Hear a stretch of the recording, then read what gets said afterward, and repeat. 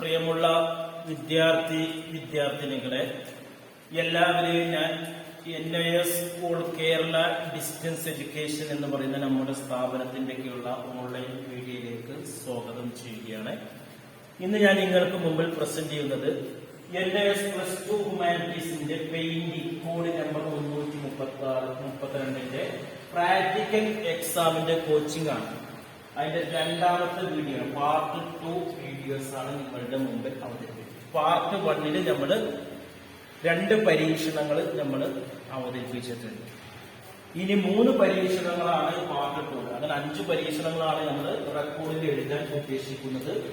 ഈ ക്ലാസ്സുകളിൽ ഈ വരുന്ന 2022 ഒക്ടോബർ ബാച്ചിൽ പരീക്ഷ എഴുതുന്ന വിദ്യാർത്ഥികൾക്കും അതിനു മുമ്പോ ശേഷമോ ഓൺ ഡിമാൻഡ് എഴുതുന്ന വിദ്യാർത്ഥികൾക്കും 2023 മാർച്ച് ഏപ്രിൽ പരീക്ഷ എഴുതുന്ന വിദ്യാർത്ഥികൾക്കും ഉപകാരപ്രദമായ വീഡിയോസ് ആണ്. 100 മാർക്ക് 70 മാർക്ക് പ്രാക്ടിക്കലാണ്. ആ പ്രാക്ടിക്കൽ പരീക്ഷയുടെ മുമ്പായി നിങ്ങൾ റെക്കോർഡ് തയ്യാറാക്കി പരീക്ഷയ്ക്ക് പോകുമ്പോൾ കൊണ്ടുപോകേണ്ടതാണെന്നൊക്കെ ഞാൻ അറിയിച്ചിട്ടുണ്ട്. അതുകൊണ്ട് തന്നെ നല്ല രീതിയിൽ ഈ കാര്യങ്ങൾ ചെയ്തു കഴിഞ്ഞാൽ നല്ലൊരു മാർക്ക് നിങ്ങൾക്ക് ഈ സബ്ജക്റ്റിൽ സ്കോർ ചെയ്യാൻ കഴിയുന്നതാണ്. ഓക്കെ, ഈ മൂന്നാമത്തെ പരീക്ഷണം ടെക്സ്റ്റ് ബുക്കിന്റെ ലാസ്റ്റ് ഭാഗത്ത് നോക്കുക. പ്രാക്ടിക്കൽ മാനുവലിൽ 4ാമത്തെ പരീക്ഷണമാണ് നമ്മളിവിടെ 3ാമതായിട്ട് എടുക്കുന്നത്. കാരണം ഇതിൽ 11 പരീക്ഷണങ്ങളുണ്ട്. അതിൽ നിന്ന് ഇഷ്ടമുള്ള 5 നമ്മൾ സെലക്ട് ചെയ്യുന്നത്. അപ്പൊ എനിക്ക് തോന്നുന്നു കുറച്ചുകൂടി എളുപ്പമായിട്ടുള്ളത് ഇതിൽ 4ാമത്തെയാണ്. ഇതിൽ 3ാമത്തെ കുറച്ച് ടഫ് ആയതുകൊണ്ട് ഞാനത് ഒഴിവാക്കുകയാണ്. 4ാമത്തെ പരീക്ഷണങ്ങളിൽ നിങ്ങൾക്ക് വളരെ എളുപ്പത്തിൽ വരക്കാൻ പറ്റുന്നതാണ്. ടു സ്റ്റഡി റീതം, ഹാർമണി, ബാലൻസ് ആണ് ടെക്സ്ചറാണ്. നമ്മൾ മ്യൂസിക്കും കാര്യങ്ങളൊക്കെ പഠിക്കുന്ന വിദ്യാർത്ഥികളുണ്ടാവും.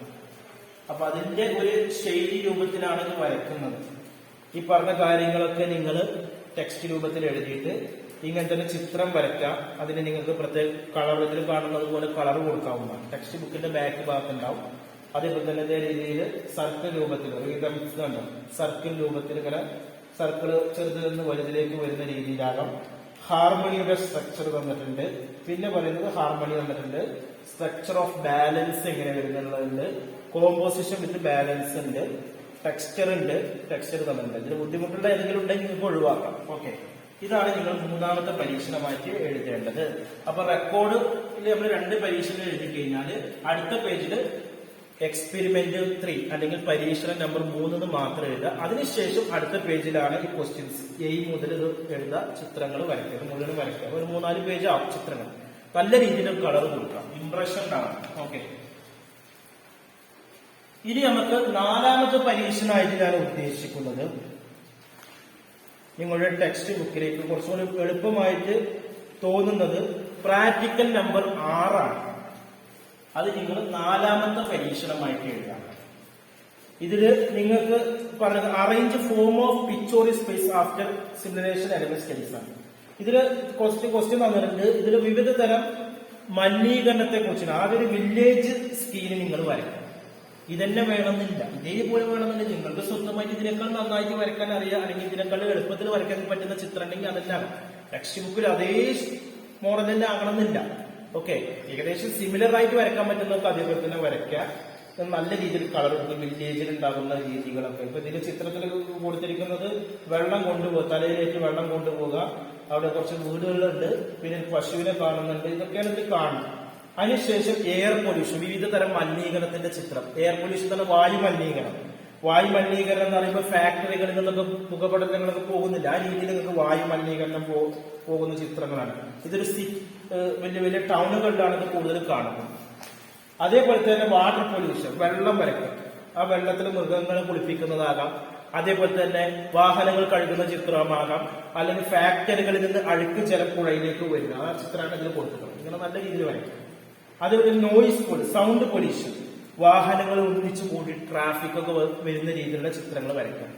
അതേപോലെ തന്നെ വലിയ വലിയ സ്റ്റേജ് പ്രോഗ്രാംസ് ഒക്കെ ഉണ്ടാക്കുക. അപ്പൊ അവർക്ക് നോയിസ് പൊല്യൂഷൻ കാണാൻ പറ്റും. ഇതൊക്കെയാണ് ഇതിൽ വരയ്ക്കേണ്ടത്.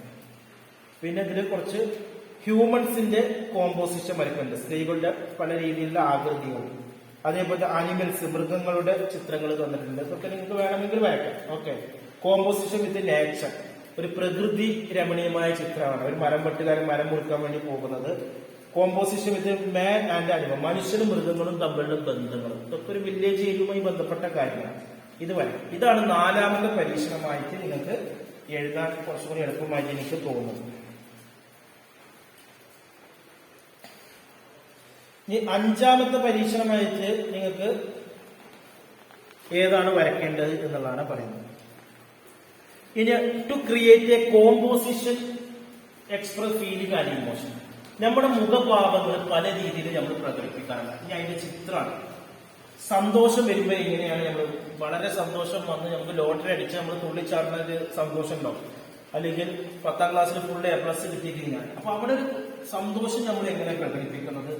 അതേപോലെ തന്നെ നമ്മുടെ ജസ്റ്റർ ആൻഡ് ബോഡി ലാംഗ്വേജ്, ആംഗ്യ ഭാഷ, ഭയങ്കര വയറുവേദന വന്നു അപ്പൊ നമ്മുടെ എക്സ്പ്രഷൻ എങ്ങനെയായിരിക്കും, വയറിലൊക്കെ പിടിച്ച് നമ്മുടെ കണ്ണും മൂക്കൊക്കെ എങ്ങനെയായിരിക്കും എന്നുള്ളത് ആ രീതിയിലാണ്. തലവേദന വന്നു കഴിഞ്ഞാൽ തലയിൽ വെച്ച് നമ്മൾ എന്തായിരിക്കും എന്നുള്ളത്.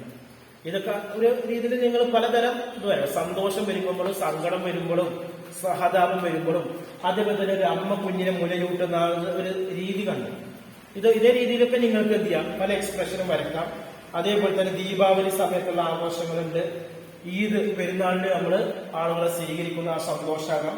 അതേപോലെ തന്നെ കേരളത്തില് കണ്ടോ ഈ പറയുന്ന രീതിയിൽ വള്ളം കളികൾ കാണുന്നുണ്ടല്ലോ, ഈ രീതിയിലുള്ള ചിത്രങ്ങളാകാം.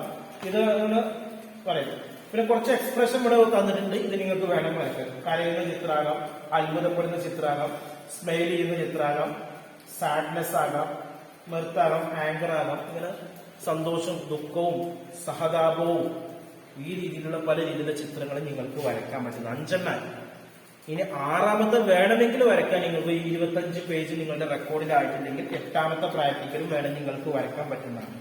ഓക്കെ, അതില് മൃഗങ്ങളെ പിടിക്കുന്ന ചിത്രങ്ങളാണ്. മൃഗങ്ങളുടെ കൂടെ ഉള്ള ഒരു ചിത്രമാണ്.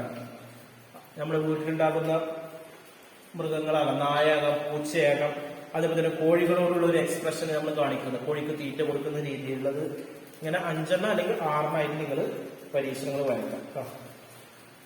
ടെക്സ്റ്റ് ബുക്കിന്റെ ബാക്കിലുണ്ട്. അതിനെല്ലാത്തിനും കളർ നല്ല രീതിയിൽ കൊടുക്കുക. ഇതേപോലെ തന്നെ വരക്കണം എന്നില്ല, ഏകദേശം ഇതിനോട് അനുബന്ധിച്ചൊരു ആകൃതി നിങ്ങളുടെ രീതിയിൽ ആവാം എന്നുള്ളതാണ്. നന്നായിട്ട് വരയ്ക്കാം. റെക്കോർഡ് നന്നായിട്ട് നിങ്ങൾ വരച്ച് നല്ല മാർക്ക് സ്കോർ ചെയ്യുക. വരയ്ക്കാൻ നിങ്ങൾക്ക് അറിയുന്നില്ലെങ്കിൽ വരയ്ക്കാൻ പറ്റുന്ന ആളുകൾ കൊണ്ട് വരപ്പിക്കാം. പരീക്ഷയ്ക്ക് നിങ്ങൾ എന്തായാലും സ്വന്തമായിട്ട് വരയ്ക്കാം. ഓക്കെ, ഇതെന്തെങ്കിലും സംശയം ഉണ്ടെങ്കിൽ എന്റെ വാട്സപ്പ് നമ്പറുമായി കോൺടാക്ട് ചെയ്യുക. 9037114679. Okay, thank you.